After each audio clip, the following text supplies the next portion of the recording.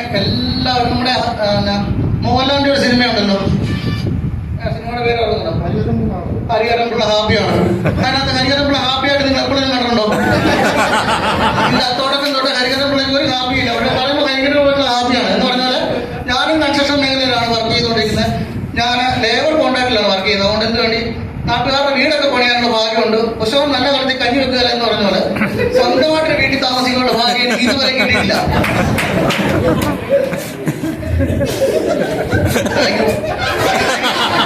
വീട് കിട്ടിക്കഴിയുമ്പോൾ കൈയടിക്കുന്നുണ്ട്.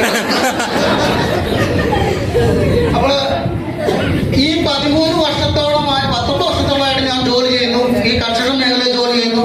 വലിയ കോൺട്രാക്ടറാണ്. 10-13 പേര് എൻ്റെ കൂടെ സ്ഥിരമായിട്ട് പണിയുന്നു. ബിഹാറികള് ബംഗാളികളും ഒക്കെ ആയിട്ട് ഒത്തിരി പേര് ആൾക്കാർ എൻ്റെ കൂടെ പണിക്ക് വന്നു. അങ്ങനെ കുറച്ച് മിക്സഡ് ആയിട്ടുള്ള കുറെ ഹിന്ദി പഠിച്ചു. അത് എല്ലായിടത്തും വിളമ്പാൻ പറ്റത്തില്ല, കാരണം ശരിക്കുള്ള ഹിന്ദി അല്ലാതെ എനിക്ക് നല്ല ബോധ്യമുള്ളത് ഞാനത് ആരോടും പറയാറില്ല. അപ്പോൾ ഇങ്ങനെ പോയ സമയത്താണ് ഒരു ഓണമായി. ഓണത്തിന്റെ സമയം എന്ന് പറഞ്ഞപ്പോൾ ആ സമയത്ത് ഓണത്തിന്റെ ആ ആഴ്ചയില് 6 മാസം കഴിഞ്ഞ് 8-ാം മാസത്തിലേക്ക് വന്നു. ആഴ്ചയില് വർക്ക് ചെയ്തിട്ട് പൈസ ഇല്ല. പണിയാർക്ക് പൈസ കൊടുക്കണം, ബോണസ് കൊടുക്കണം. ബോണസ് എന്നൊക്കെ പറഞ്ഞില്ല കേട്ടോ. നിങ്ങൾ പറയുമ്പോൾ ഒരു സന്തോഷത്തിന് വേണ്ടി, നിങ്ങൾ കേൾക്കുമ്പോഴും പറയുന്നവർക്ക് ഒരു സന്തോഷം ഉണ്ടാവും. ആ സന്തോഷത്തിന് വേണ്ടി ഒരു 500 രൂപ കൊടുക്കണം. അവർ പോകണമല്ലേ ഓർത്ത് കൊടുക്കണം. അങ്ങനെ ഇരിക്കുന്ന സമയത്താണ് പൈസ ഇല്ല. തീരെ ബുദ്ധിമുട്ടിരിക്കുന്ന സമയം. എനിക്ക് 2-3 വണ്ടി ഉണ്ട്, എനിക്ക് CC ഒക്കെ അടയ്ക്കണം. എല്ലാം കൊണ്ടും ബുദ്ധിമുട്ട് കേട്ടോ. അല്ലാതെ വർക്ക് കൊണ്ട് എൻ്റെ വർക്കിന്റെ ഗുണം കൊണ്ടല്ല എനിക്ക് പൈസ ഇല്ലാതെ വരുന്നത് കേട്ടോ. എന്നാൽ വർക്കൊക്കെ ഞാൻ പക്കയായിട്ടാണ് ചെയ്യുന്നത് കേട്ടോ. എല്ലാവരും ആ ഒരു ഞാനീ പറയുന്ന പോലെ പൈസ ഇല്ല, പണിയില്ല എന്നൊക്കെ പറയുമ്പോൾ അങ്ങനെ ചിന്തിക്കരുത്. എനിക്ക് ഒത്തിരി 2-3 വണ്ടികളുണ്ട്. അല്ലെങ്കിൽ ഈ പണിയുടെ ആവശ്യത്തിനൊക്കെ എടുത്താൽ ആ സമയത്ത് എനിക്ക് വർക്കില്ലാതെ വരുന്നു. എനിക്ക് 13 ലക്ഷം രൂപ കടം ഉണ്ട്. ഇപ്പൊ നിലവിൽ ദൈവം അനുസരിച്ച് 19 വർഷമായിട്ട് ഞാൻ കൺസ്ട്രക്ഷൻ പരിപാടിയായിട്ട് നടക്കുന്നതുകൊണ്ട് 13 ലക്ഷം രൂപ കടം. ഒരു മിനിമം ഒരു സാധാരണക്കാരന് താങ്ങാൻ പറ്റുന്ന കടമല്ലേ? ഒരു പണിയില്ലാത്തവന് നല്ല പണിയാണ്. അപ്പോൾ ഞാൻ ആ സമയത്താണ്, ഓണത്തിന്റെ സമയത്ത് വർക്കൊന്നുമില്ല. ആ ഓണത്തിന്റെ ആഴ്ചയിൽ എനിക്ക് സാറ് പൈസ തന്നപ്പോഴത്തേന് സാർ പറഞ്ഞു, മെനു ഇത്രയേ ഉള്ളൂ, ഒരാഴ്ചയുടെ കഴിയും പൈസയൊക്കെ വരണമെങ്കിൽ. ഒരു സ്റ്റേജ് ബേസിൽ ആ പൈസ കിട്ടുന്നത്. എനിക്ക് ആ സ്റ്റേജിൽ ആ ഓണത്തിന്റെ സമയത്ത് ഒരു സ്റ്റേജ് പൂർത്തിയാക്കാൻ പറ്റാതെ നിൽക്കുന്ന സമയമാണ്. അകത്തില്ല, എന്നാൽ പോലും ആ സമയത്ത് പൈസ ഇല്ല.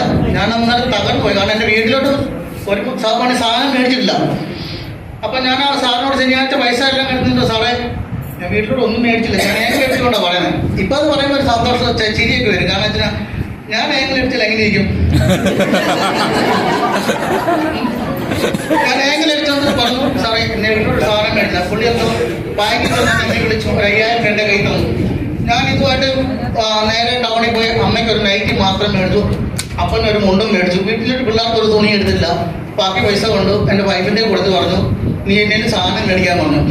അപ്പം സുരായി വിളിച്ച് പറഞ്ഞാൽ ഓണമൊക്കെയാണ്, സാധനം എടുക്കുന്നില്ലേ എന്നൊക്കെ ചോദിച്ചാൽ ഞങ്ങൾക്ക് ബീവി കയറിയിട്ടില്ല. അപ്പൊ ചെന്നപ്പോ എന്നെ എടുത്തു. അവളവിടെ ചെന്നപ്പോഴത്തേക്ക് എന്നെ വിളിച്ചു, ഇതേ ഒരു OTP നമ്പർ വരും പറയണമെന്ന് പറഞ്ഞു.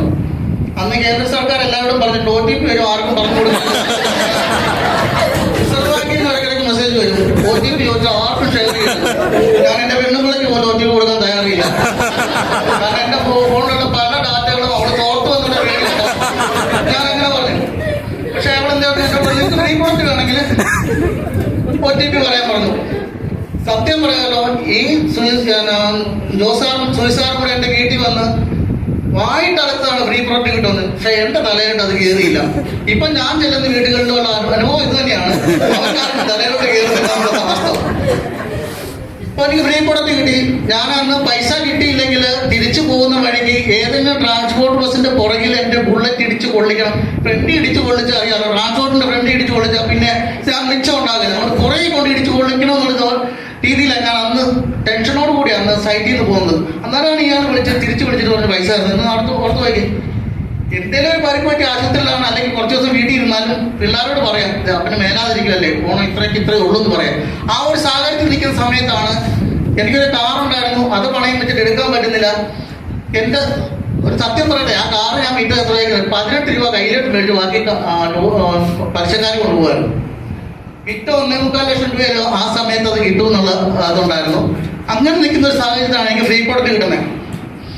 അതിൽ പറഞ്ഞ സന്തോഷം വേറൊന്നുമില്ല. കാരണം എൻ്റെ വീട്ടിലോട്ട് ആ വർഷത്തെ ഓണത്തിന് വേണ്ട അത്യാവശ്യ സാധനങ്ങൾ എനിക്ക് മേടിക്കാൻ പറ്റും. അന്ന് ഞാൻ തീരുമാനമെടുത്തു. എൻ്റെ ഭാര്യയോട് പറഞ്ഞു, ഇനി നമുക്ക് ആർസിഎമ്മിന്റെ സാധനം മതി.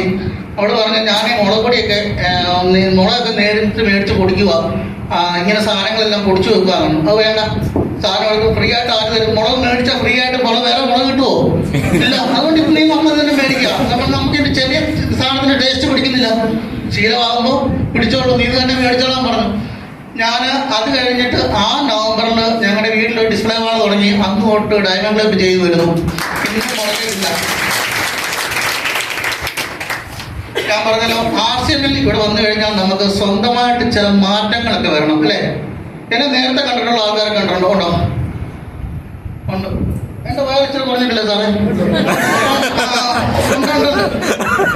ഞാൻ വിലക്ക് എന്താ വർക്കൊക്കെ ചെയ്യുന്ന ആളാണ്. സത്യം പറയാലോ, എന്റെ കാലിന്റെ നഖം ഞാൻ ഇതുവരെ കണ്ടിട്ടില്ല. ഇപ്പോഴും ഞാൻ വിലക്കിടുമ്പോ തന്നെ സോണിയ പറയും, സോണിയ നീക്ക് തുടരുണ്ടോന്ന്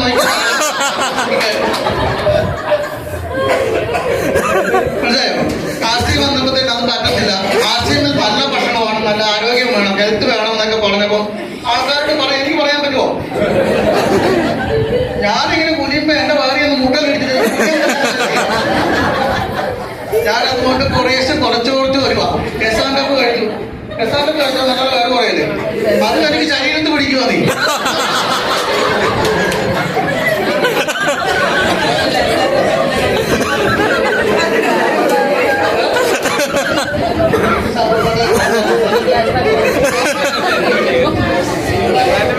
അതൊക്കെ ശരീരത്തിൽ പിടിക്കുക. ഞാൻ എനിക്ക് ഷുഗറുണ്ട്. എനിക്ക് 400-അടുത്ത് വരെ ഷുഗർ വന്നതാണ്. ഞാൻ ഇച്ചിരി 35% ml വരെ എടുത്തിട്ടുള്ള ആളാണ്, രാവിലെയും വൈകിട്ടും. എന്നിട്ട് ഈ 2 ഗുളികയും എടുക്കും. എനിക്ക് ഗ്ലൈക്കോനൈറ്റ് GP2 എന്ന് പറഞ്ഞ ഈ 2 ഗുളികയും. ഇപ്പൊ ഞാൻ എന്നെ അടുത്ത് ആശന് വന്നു കഴിഞ്ഞാൽ മധുസഞ്ജീവനിയൊക്കെ കഴിക്കുന്നുണ്ട്. മധുസഞ്ജീവനി